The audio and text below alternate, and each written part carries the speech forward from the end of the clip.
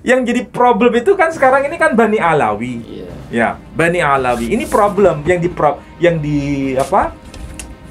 Yang jadi rame-rame itu. Iya. Karena apa? Kalau ada Bani Jawi, ternyata nasabnya nyambung kepada Aji Soko, nasabnya nyambung kepada Nabi Ismail. Orang Jawa pede bahwa Iya. orang Jawa nggak orang sembarangan. Orang Jawa ini keturunan Nabi Ismail. Dan ini harus dilacak nasabnya ini sampai ke atas. Bukunya Anda bisa beli ya. Ini karena buku ini sudah mulai terbit.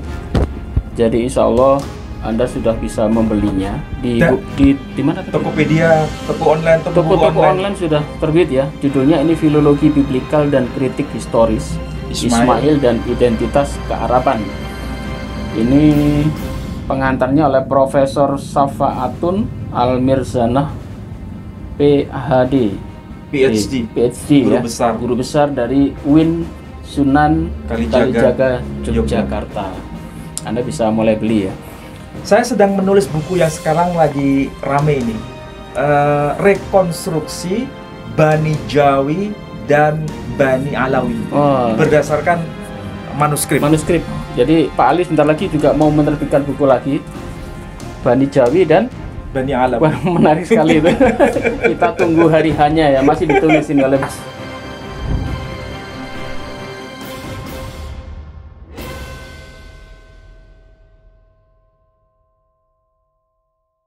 Assalamualaikum warahmatullahi wabarakatuh. Berjumpa lagi di channel kita Geraha Mu'alaf dan juga di Menhakem Ali dan juga di channel saya Edi Prahitno. Pada malam hari ini seperti biasa, setiap malam Jumat kita akan selalu mengundang Ustadz Menhakem Ali. Assalamualaikum Ustadz. Waalaikumsalam warahmatullahi wabarakatuh. Nah, di sini. Ini muncul nama tokoh yang sedang dijelaskan. Nama tokohnya adalah Aji Soko. Ya. Aji Soko.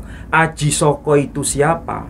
Aji Soko itu keturunan dari Prabu Sarkil.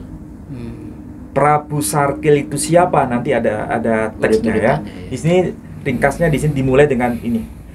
Kacarios ingkang.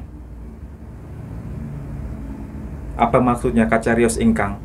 Telah diceritakan di dalam apa itu? Kitab Jitab Soro. Ya, Jitab Soro, nama teksnya itu Kitab Jitab Soro, itu bukan bahasa Arab kayaknya. Dan itu PR bagi orang Jawa yang mengaku Bani Jawi. Tolong cari kitab Jitab Soro karena itu menjadi rujukan dari Ronggo Warsito. Bahkan disebutkan kitab Miladuniren juga. Nah, disebutkan kitab Miladuniren. Ada teksnya. Dan di sini siapa itu Prabu Sarkil? Sang Prabu Sarkil wau terahipun Kanjeng Nabi Ismail. Jadi Prabu Sarkil itu masih keturunan dari Nabi Ismail. Sementara Aji Soko itu nasabnya nyambung dengan si Prabu Sarkil, dan Prabu Sarkil keturunan dari Nabi Ismail. Dan Aji Soko itu datuknya orang-orang Jawa. Makanya di dalam teks yang terakhir di sini ya disebutkan Aji Soko ngajawi. Aji Soko menjadi orang Jawa. Jadi Aji Soko itu menjadi orang Jawa, hilang asal usulnya itu kayak apa sudah jadi Jawa, menjadi Jawa. Dan itu menurunkan orang-orang Jawa ya. Jadi kalau orang Jawa ketika memori kolektifnya itu disambungkan kepada Ismail, tidak mungkin orang Jawa itu tidak muslim. Karena mereka kalau sudah menjadi Jawa itu merasa dirinya keturunan Ismail. Dan siapa itu Ismail? Nabi Ngismangil. Orang Jawa itu kan nggak bisa menulis Ismail, tapi Ngismangil. Alhamdulillah. Ya, jadi dan di sini Pak Edi kalau tahu ya, ternyata Aji Soko itu nanti bertemu dengan Kanjeng Nabi Muhammad SAW. Kayaknya ini ya, meskipun boleh jadi orang-orang itu meragukan, itu mitos barangkali ya. Itu maksudnya Nabi Ismail ketemu Nabi Muhammad gimana itu? Oh bukan, Aji Soko itu ketemu Nabi Muhammad SAW. Entah itu mitos atau bukan, tapi yang jelas itu ada memori kolektif bahwa orang Jawa yang ada hubungan dengan Aji Soko itu ternyata pernah ketemu dengan Nabi Muhammad Sallallahu Alaihi Wasallam. Masih satu nasab itu berarti ya. Dan Nabi Muhammad kan keturunan Nabi Ismail. Aji Soko keturunan Nabi Ismail. Jadi kalau orang Jawa mengaku dirinya keturunan Aji Soko, logikanya nggak mungkin menjadi non Muslim. Pasti menjadi Muslim. Ini dokumen. Dan dokumen ini bagian dari memori kolektif. Tapi ini PR bagi orang Jawa. Pak Edi orang Jawa bukan? Iya. Bani Jawi. Iya. Harus mencari kitab Miladun Niren yang dijadikan acuan oleh siapa? Raden Ngabei Ronggo Warsito itu. Dan kitab Jitab Soro. Kitab apa itu? Apa itu ya? Dan ini ada clue sebetulnya. Ada apa namanya? Semacam tanda. Tinggal dicari aja kitabnya. Namanya sudah disebutkan. Iya, karena ini kan sebetulnya kalau dikatakan Aji Soko ada hubungan dengan Nabi Ismail, itu kan jaraknya jauh. Iya. Nasabnya kan nggak nyambung. Siapa anaknya siapa.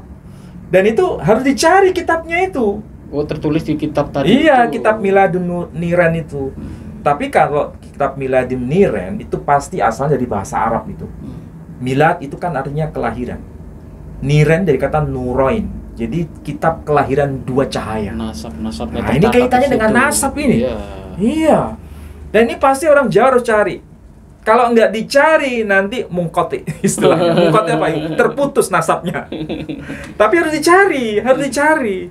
Dan ini PR bagi orang yang disebut Bani Jawi. Ya. Nah, sekarang yang jadi problem itu kan sekarang ini kan Bani Alawi. Ya, Bani Alawi. Ini problem yang jadi rame-rame itu. Karena apa? Kalau ada Bani Jawi, ternyata nasabnya nyambung kepada Aji Soko, nasabnya nyambung kepada Nabi Ngismangil. Orang Jawa pede bahwa orang Jawa nggak orang sembarangan. Orang Jawa ini keturunan Nabi Ngismangil. Dan ini harus dilacak nasabnya ini sampai ke atas melalui kitab yang disebut Miladun Niren tadi kalau bahasa Jawanya di situ. Nah, sementara yang versi Dahlawi seperti apa? Nah, begini.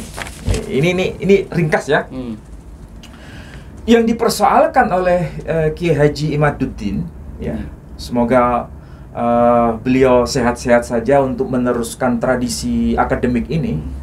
Dan saya kira saya melihatnya ini memang concern dengan keilmuan, ya. Dan beliau juga sibuk untuk mencari data.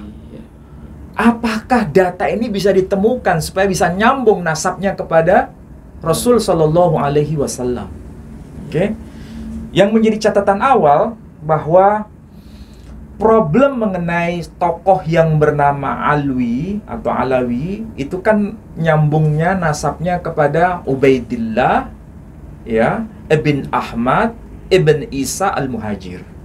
Nyambung sampai ke atas Imam Ja'far Shadiq, kemudian Imam Muhammad Al-Baqir, kemudian nyambung kepada Imam Ali Zainal Abidin, kemudian nyambung kepada Imam Husain Ibn Ali, kemudian nyambung kepada Imam Ali bin Abi Thalib, dan nanti nyambungnya kepada Rasul Shallallahu Alaihi Wasallam melalui Sayyidah Fatimah Az-Zahra. Jadi nasabnya nyambung. Kalau kepada Nabi Muhammad Shallallahu Alaihi Wasallam pasti nyambungnya kepada Nabi Ismail. Iya. Jadi ini sama-sama sama-sama Bani Ismail sebetulnya. Bani Jawa itu ya keturunan Ismail, kemudian Bani Alawi ya keturunan Ismail. Cuma masalahnya harus pelacakan ini harus dicari. Nah, masalahnya yang dipersoalkan itu keturunan Alwi atau Alawi, nama keturunannya disebut Bani Alawi, itu kalau dihubungkan nasabnya kepada Ubaidillah, kemudian disambungkan kepada Imam Ahmad, itu nggak nyambung menurut penelitian dari Kiai Haji Imaduddin itu. Masalahnya, dokumen yang menyebut nama Ubaidillah atau menyebut nama Abdullah, kadang ini diperselisihkan namanya itu Ubaidillah atau Abdullah. Kalau namanya Abdullah itu pertama kali muncul dalam kitabnya Al-Jundi, dan beliau wafat itu tahun 730 Hijri. Tetapi penyebutan nama Ubaidillah itu sama dengan Abdullah, dan itu keturunan dari Imam Ahmad Ibn Isa Al-Muhajir, itu baru muncul dalam kitabnya Al-Habib Ali bin Abu Bakar As-Sakran, dalam kitabnya Al-Burqah. Ini dari kalangan Alawi sendiri, Ba'alawi sendiri. Jadi masih belum ditemukan dokumen pembanding di luar itu, tradisi Bani Alawi. Ini PR bagi saudara-saudara para habaib untuk melacak data itu. Data ini harus ditemukan. Sebagaimana orang Jawa tadi, cari itu data yang disebut kitab Miladun Nurain. Sama-sama ya? Sama harus mencari. Harus mencari. Karena terjadi kekosongan informasi itu hampir selama 550 tahun. Padahal Imam Ibnu Hajar Al-Haytami itu menyebutkan memang tokoh yang bernama Alwi Ibn Ubaidillah anaknya Imam Ahmad, itu tertulis dalam kitabnya Ibnu Hajar Al-Haytami, wafat tahun 974 Hijri. Ini kan abad 10. Ya kan? Juga tertulis dalam kitabnya Sayyid Muhammad Ibn Husain Al-Samarkandi, dalam kitabnya Tuhfah. Nah, kitab Tuhfah itu tertulis di sini dalam kitab Paramayoga. Ada disebutkan. Dan beliau wafat tahun 996 Hijri. Tapi ini kan dokumen abad ke-10. Lalu bagaimana dokumen abad ke-9? Abad ke-8? Abad ke-8 memang ada disebutkan dalam kitabnya Al-Burqah itu tahun 895 Hijri. Ini kan masuk abad ke-9. Pertanyaan yang sedang ditanyakan, pertanyaan yang sedang diviralkan itu, dokumen yang abad ke-4 Hijri, ke-5 Hijri, ke-6 Hijri, ke-7 Hijri, itu kemana dokumen itu mana? Nggak ada catatan sama sekali. Nah, itu kewajiban dari kaum Ba'alawi untuk mencari data itu. Sama-sama mencari. Sebab kalau tidak, nanti nasabnya terputus. Sama seperti dalam kitab Paramayoga, nasabnya terputus. Kalau nggak bisa menemukan dokumen pembanding itu. Kalau ekstrimnya begini, kalau sama-sama terputus, ya untuk apa berselisih? Justru kalau bisa bekerja sama mencari data bareng, bersama-sama mencari data. Data itu pasti penting. Cuma masalahnya, sudahkah kita ini bekerja keras untuk mencari data sebagai seorang akademisi? Bukan menebarkan kebencian, bukan menebarkan perselisihan, bukan membuat umat semakin gaduh. Kacau, rame juga ya. Toh sama-sama sudah kelihatan, sama-sama keturunan Bani Ismail, sesuai dengan catatan masing-masing. Saling menghargai saja. Masalahnya jangan sampai terjadi arogansi, dan jangan sampai ada terjadi kapitalisasi nasab. Kalau terjadi kapitalisasi nasab, itu justru bukan mencerdaskan umat, membodohi, tetapi semakin membuat umat ini tidak cerdas. Itu problemnya. Coba kalau kita bareng-bareng berdiskusi, mencari data, meriset bersama. Kalau bisa ya, dari kalangan Bani Jawi ini bisa mengakses dokumen-dokumen bahasa Arab, mengakses dokumen-dokumen bahasa Jawa. Ya memang kebanyakan begitu ya. Ya, kebanyakan Bani Jawi gitu, karena tulisannya juga huruf Arab, bahasanya Jawa. Nah, sekarang kewajiban dari Bani Alawi yang disebut para habaib itu harus kalau bisa mencari dokumen bahasa Arabnya, kitab-kitab Arab yang tua itu dicari, dan sekaligus kalau bisa belajar deh bahasa Jawa. Untuk bisa tahu itu ada kelemahan atau tidak. Kalau nggak menguasai bahasanya mana mungkin. Problemnya kan di situ. Jangan sampai kita ini merasa sudah pintar, iya, kemudian tidak mau belajar, tapi seperti berdiri di atas menara gading. Ini yang bahaya. Menang-menangan. Umat ini sekarang harus dicerdaskan.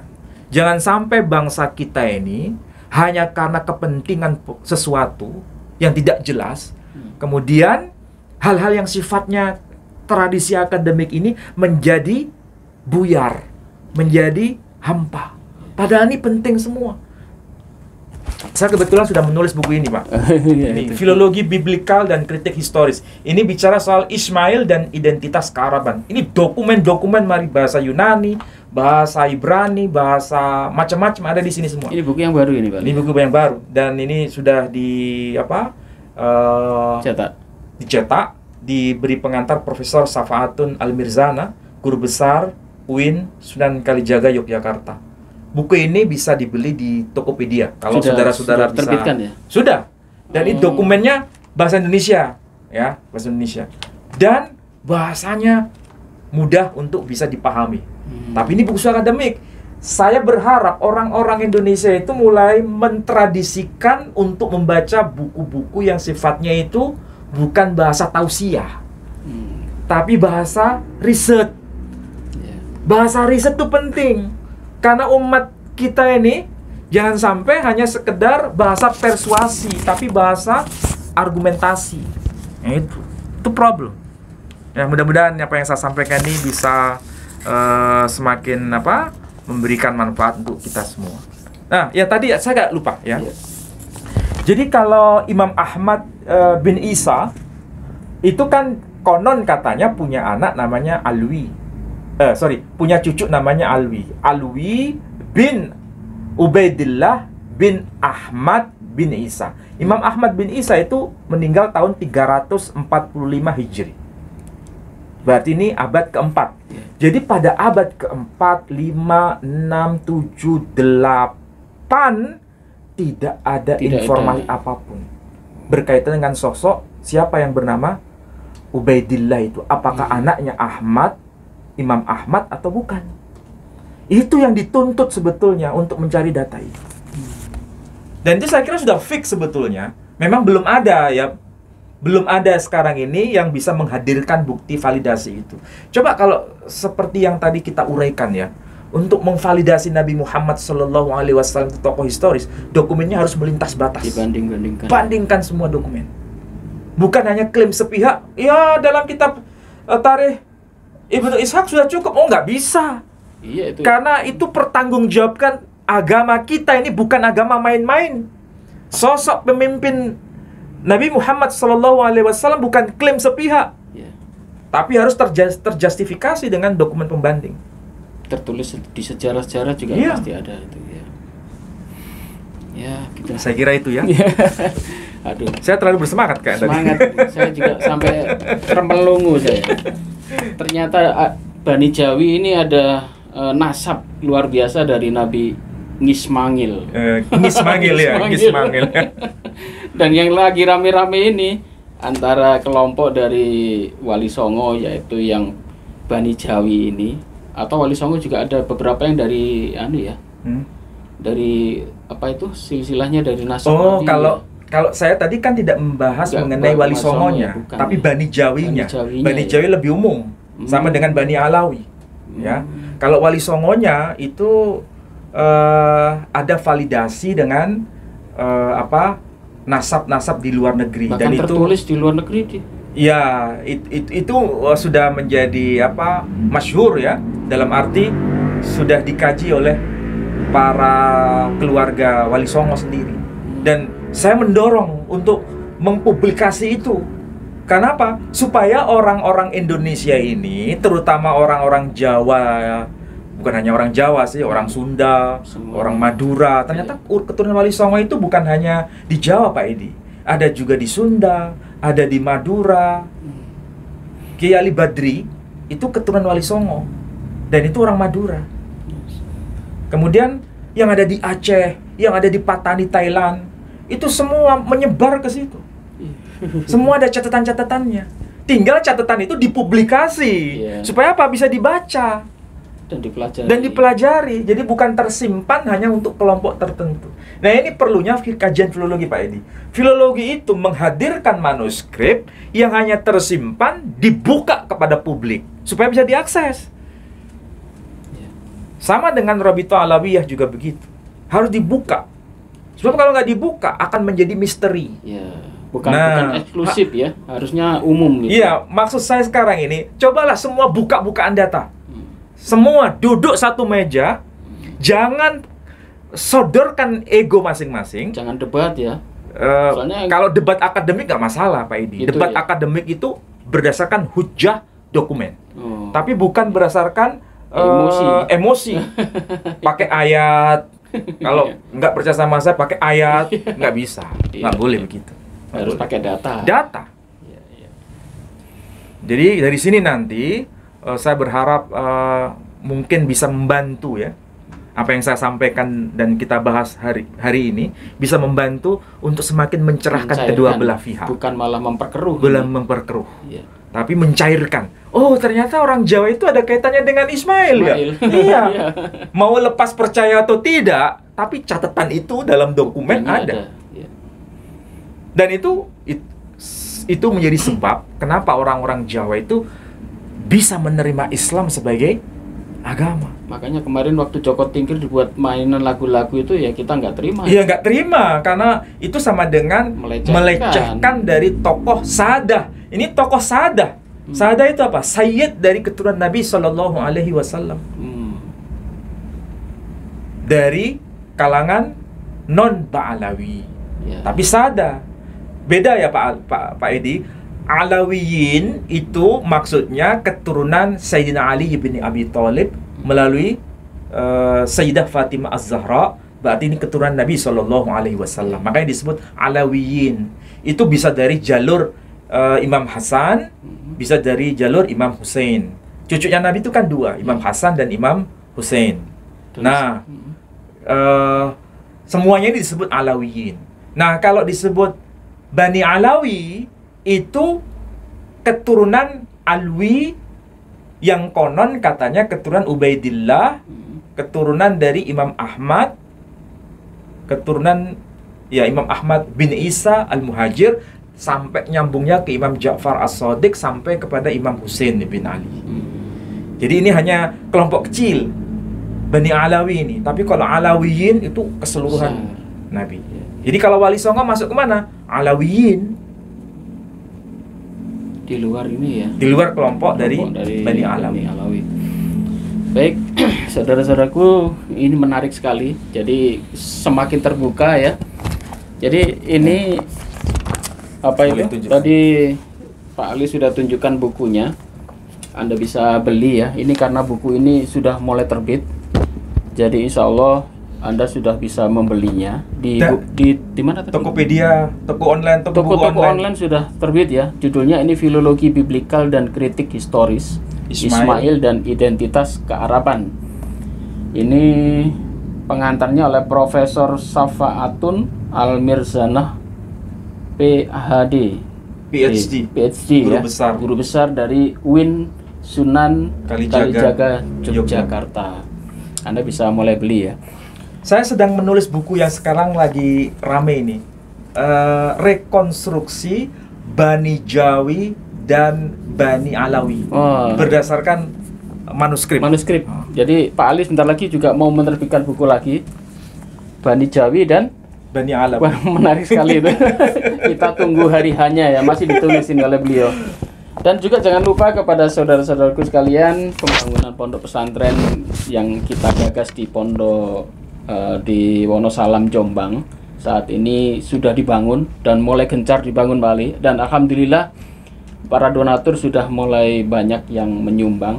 Kami haturkan banyak sekali terima kasih ya para bapak-bapak dan ibu-ibu, para donatur sekalian yang sudah menyumbangkan dananya untuk pembangunan pondok pesantren. Dan saat ini masjid kita ini sekarang sudah mulai dibangun granitnya. Jadi kemarin kita ditunjukkan video-videonya, granitnya sudah mulai dipasang. Dan sebentar lagi insya Allah nanti Idul Adha bisa kita pakai untuk sholat Id Idul Adha insya Allah ya.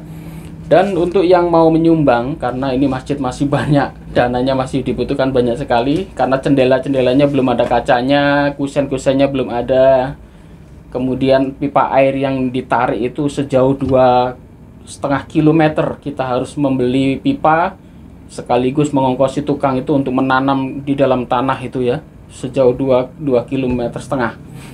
Jadi kita masih membutuhkan dana yang cukup besar. Untuk itu silahkan Anda bisa berdonasi di nomor rekening Bank Syariah Indonesia.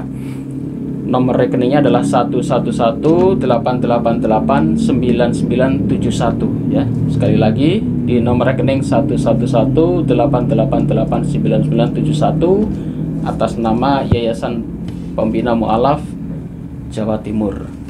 Mungkin Pak Ali mau closing ini? Ya, saya kira apa yang sudah saya sampaikan dan kita diskusikan tadi minimal bisa memberikan perspektif baru bahwa nasab itu memang penting. Bukan hanya pada masa zaman Islam, tapi zaman sebelum Islam, orang-orang Arab itu sudah punya tradisi mencatat itu. Dan itu bisa kita baca dari penelitian Profesor Ahmad Al-Jallad yang tadi saya tunjukkan bukunya. Dan pada masa Islam otomatis itu lebih masif pencatatan itu. Cuma masalahnya pencatatan itu apakah kitabnya sudah ditemukan? Manuskripnya itu sudah ditemukan belum? Dan sudahkah kita belajar serius, bahkan lebih serius lagi? Dan jangan sampai terjadi perseteruan di antara sama-sama keturunan Ismail. Antara Bani Jawi dengan Bani Alawi sama-sama keturunan Ismail. Apalagi sama-sama Islamnya. Apalagi sama-sama Muslimnya. Apalagi apa istilahnya, sama-sama memiliki tradisi pencatatan nasab yang sama.